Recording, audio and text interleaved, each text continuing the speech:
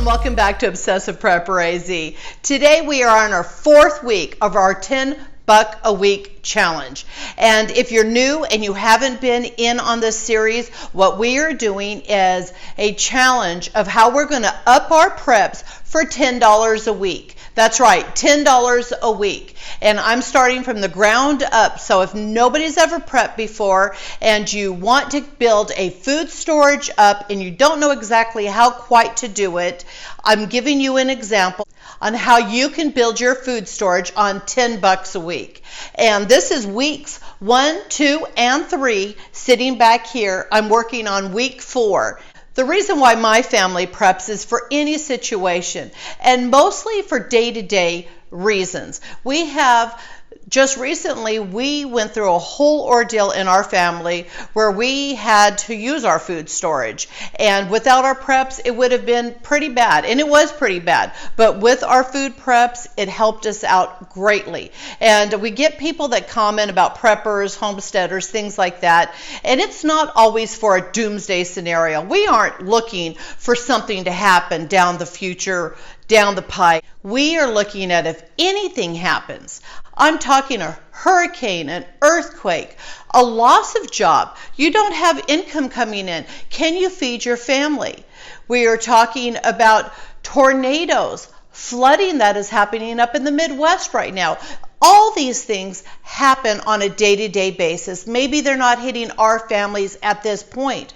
And I'm not telling anybody to go out and just stockpile food. What I'm trying to do, and what I've always done if you watch my videos in my channel, is how to prep smartly. What I'm talking about is having food in your pantries, food that you can rotate, eat, and it's not going to go bad. Once you've got a healthy pantry, then go to some of my videos where I move on with long-term food storage. I'm talking foods that last 25, 30 years. Having a food storage for that doomsday if it ever happens. And if it doesn't, hallelujah, we'll throw it in the garbage. It's just there in case something happens. I'm more concerned with people that live day by day and think the grocery store is always there.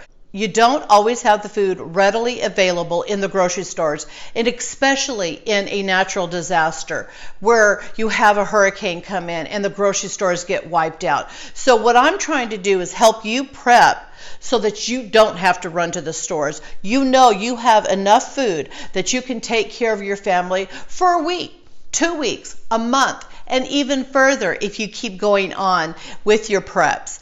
It's a wonderful thing to know that you can feed your family. So get out of your head that it's doomsday, that we're planning for doomsday. It is not that. We are talking about loss of job, loss of income, that you can feed your family. We're talking a hurricane, earthquake, those circumstances. God forbid something devastating happens, that maybe we have food stored for our families. So come along, we're going to start into our 4th week of our 10 buck food challenge. I've tried to build this in and incorporate where we have meals. And I'm just going to go on this little rant before I get onto the 10 buck a week challenge real quick. I've watched several videos and I've been doing this a long time. And as preppers, you hear people say you need 750 pounds of wheat, corn, rice, and beans. 750 pounds. You need to throw them in a 5-gallon bucket and you need to put them out in your Mylar bags in your buckets and store it. And you need 52 packages of pasta noodles and 52 jars of spaghetti sauce. And this is their easy way of prepping. But to me, it's crazy because I'm not going to eat spaghetti and noodles every week for the rest of my life to make sure my preps are rotated. I can't do it. I'm going to get bored and I'm going to be miserable and my family's going to be miserable. So in my food preps, I try to give you alternative things to store. If you're going to store 750 pounds a person of, let's call it beans, don't just do pinto beans. Do 15 beans, do navy beans, do lentils, do northern white beans, there's so many varieties, pink beans. kidney beans, so that way you can make things with them. I'm always looking at what can I do, what kind of meals can I make, and if all I've got is pinto beans, I'm sorry, I'm just going to be bored out of my gourd eating dinner, eating for the rest of my life, or eating in a doomsday scenario. And so if you have some pinto beans and some kidney beans, and if you have different kinds of beans, you can make chili, you can make 15 bean soup, navy beans, and you can pull flavors in from everywhere and not just have pinto beans. Pastas. Store several varieties of pastas. And instead of just doing spaghetti noodles, have some curly noodles, some rotini, some shells, just different things. And think about smaller pastas. You can do some orzo or fideo, small pastas that don't take up as much water, doesn't use as much water to reconstitute them. So these are things that you can think that you can put in your stores instead of just having 6 5-gallon buckets of pinto beans and 6 5-gallons of rice. And you get my drift. Have variety.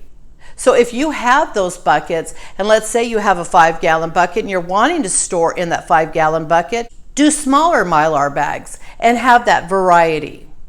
So getting to the 4th week challenge, I've got suddenly salad. Now here's another idea that you can put in your jars, or take them out of their boxes, put them in FoodSaver bags or Mylars. For 98 cents, you can get these suddenly salads, classic, ranch and bacon, and Caesar. Now this is by all means not a long-term prep, but we haven't got to long-term preps yet. We're just building our pantry. And this is a ranch and bacon suddenly salad. And this is something that will store for several years. Now on the ingredients, they say to use mayonnaise. Well, maybe we don't have preps with mayonnaise in it. Or maybe we can make mayonnaise if we have some fresh eggs. But if you don't, mix some tuna with this. Mix your seasonings that come in this in with your tuna oil. Boil this down, put your tuna in, and you have a nice hot meal, a different flavorful meal. This is something that people will eat if you do different varieties of, and be happy and have different flavors and different calorie intakes. And I know that, in a doomsday, individuals need anywhere from 1,200 to 3,200 calories, but you can build your calories up with these simple ingredients and have happier meals, healthier meals, instead of the same thing over and over again. So I'm going to take my suddenly salad, I'm going to put it in a mason jar, I'm going to leave my seasonings in the packet, pack it into my mason jars, similar to what I did with my 15 beans. They're sealed here, my packet's in the top, the soup mix, and I've air sealed them completely. If you're interested on how to do this, go back and look at week 1, 2, and 3, the try canning videos, and we'll show you how to store these. Our suddenly salad was 98 cents. Now the next thing to go into our preps is just a simple can of baking powder, 99 cents. So now that we can make breads, we have our baking soda over here, oil, water, baking powder. We can make breads. We've got some oatmeal over here. You can make tortillas.